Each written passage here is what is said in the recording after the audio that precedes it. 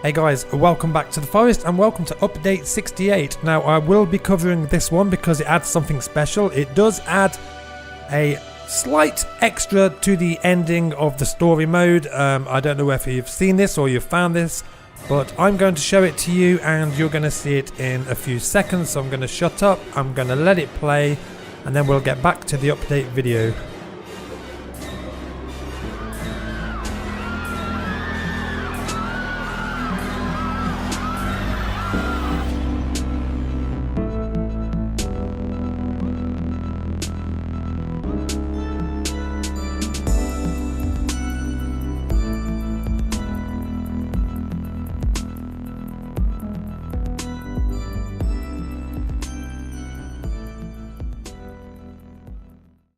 So there you have it, there's the new footage. It seems that his father can calm him down and he doesn't mutate, so it looks like Tim is going to be fine, guys. But anyway, let's get on with the video and start with all the new tweaks, changes, bug fixes, everything that's been done. Okay guys, so this patch includes some tweaks to how armor displays. We now assign a color to each armor swatch based on the type worn. Additionally, as you add more armor, it now gets placed from bottom up, meaning you can easily place stronger armor like bone armor above weaker deer armor for the best defense.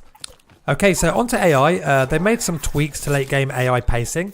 To counteract some players who have made it into many days in, they've changed the way enemies explore the map to hopefully reduce instances of players getting swarmed by enemies over and over again, even after having just killed a large amount of them.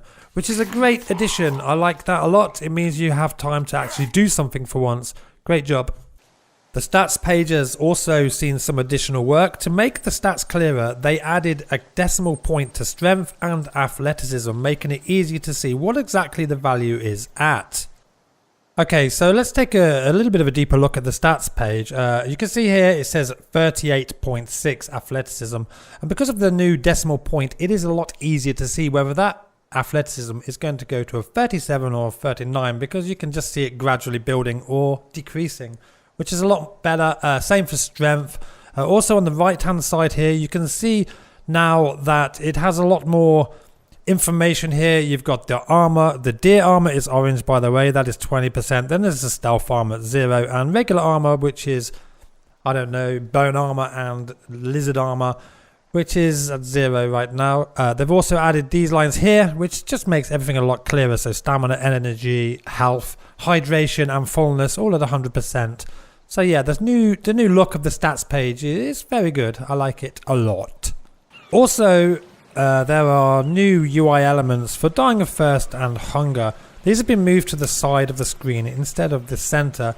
So basically what happens is if you watch my first, what you'll see is it's gone all the way down, and then eventually what it'll do, it'll fill up red, and then it will highlight over the text that says dying of thirst, and that will flash red. And it does exactly the same for hunger too, which is a much tidier way of doing things and more discreet. But you can see there, look, my thirst is going up to red, and then bang, it highlights the text on the bottom left. It's quite nice. It's a lot better than what it used to be, instead of having it all over the edges of the screen. They also made some CPU performance improvements by removing unused right-hand items from the player hierarchy at runtime. They also made the low settings for shadows in options menu disable shadow casting from the flashlight, which should help on some systems. In fact, it does actually improve quite a lot because I did test this and I was getting a few more FPS by doing so. So yeah, good job on the new shadows. So you may have noticed that they did add nitrogen tanks at the end game part some time ago. While these can now be destroyed, not only that, they're very handy if you're fighting Megan, the final boss. What you can do is, if she runs into one and you explode it, it will actually knock her down to the ground, stunning her, so you can get a couple of hits in and run away.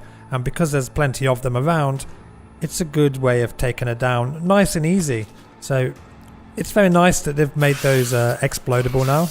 They also added some new art for this patch. For story reasons, the clothing and model of the Red Man has been improved. He no longer looks like a generic cannibal model, but instead he has his own unique assets, and he looks pretty damn cool. Okay, so some more artwork improvements. You'll notice they've also improved the bloody textures on the katana. making it look a lot more realistic. So also, as you can see, the shark textures have also had a bit of an overhaul. They look a lot more believable, a lot better than they used to do, adding the patchy skin like that, the dark eyes and the teeth. Everything just looks a whole lot better. Looks really nice. Okay, so now onto the crocodiles. You'll notice they now swim in the water. Before, there was a bug that prevented them from doing this. They fixed it. The waters are no longer safe, and this is a game changer because if you want to cut across from one part of the island to the other, yeah, it's pretty damn dangerous. However, it is still a little bit buggy, as you saw there, that crocodile disappearing. But how cool do they look just swimming through the water like that? I like it. It's a really nice thing because it makes going into the water very, very unsafe. Okay, so remaining on the subject of bug fixes, they've also fixed some issues with some animals not appearing on fire for clients in multiplayer games. This adds a lot more to the immersion, and it's always great to see these little fixes. All these little bug fixes make a huge difference to the game. Very, very good. Okay, so another small thing they've added is they've made it so the small cannibals, chairs and benches are now breakable. Now I noticed I can break the benches, but I did try and break the chairs with the katana. But yeah, I had no joy with that. But again, it's just one of those little things they've added that just adds that little bit extra to the game. Okay, so now you'll notice they have added a little trophy symbol above the animals' heads. What you need to do is collect all 11 animal heads, display them on a wall, and this will be related to the Trophy Hunter achievement. So it makes it nice and clear which animal heads it is you have to hang to get that achievement. Nice. Okay, so they've also improved drinking from ponds and also filling the water pot from ponds as well. To me it all seems just a little bit smoother, a little bit faster. Okay, so another thing to note is with the log sled, it now uses the same storage system as other structures use. Basically, you can go up to it now rather than pull out a rock and have to select it that way, or pull out a stick and put it in there. You now just choose between stick or rock by selecting the R button, and it's a lot more simple and beautiful. Okay guys, so now onto the rebreather. What they've done is they've retextured a new front piece to it to make it just look a little bit better. Not a massive change to the game, but all these new textures, they add a lot of improvements, a lot more immersion to the game. Another thing to note guys is the rafts. All of them have had a speed overhaul. So now, when moving around in this little beast, it moves a lot faster. So yeah, you can see here, it's a big improvement. The only one that's not so much faster is the houseboat, but it's still a little bit faster and a big improvement. So yeah, getting around a lot slicker. Okay, so last I think I'm going to show here is the new location of the chainsaw. So starting from the cockpit, we're going to speed things up so it's nice and simple for you guys.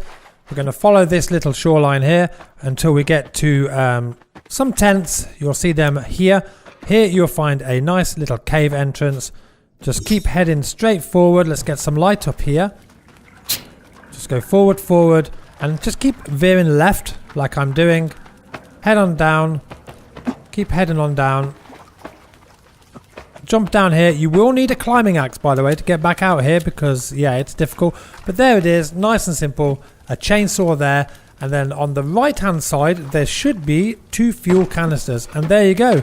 And that's it, guys. I think that about wraps it up. So, yeah, as I said, that about wraps it up for this video. For all the other list of bug fixes and improvements, you can check the video description for the link to their Facebook, where they list the entire amount of fixes there. I hope you liked this video. If you did, hit the like button. If you're new here, hit the subscribe button.